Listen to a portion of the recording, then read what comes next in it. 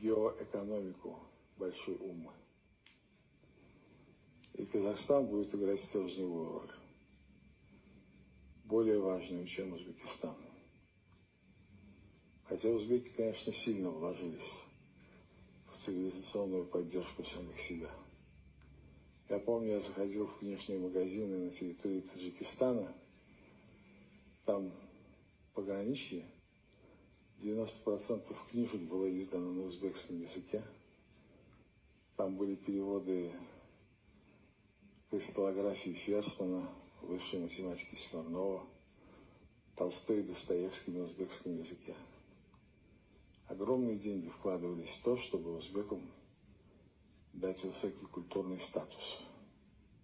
А таджикских книг в таджикских магазинах были на серенькой бумажке изданные мягкие фельетончики из газет.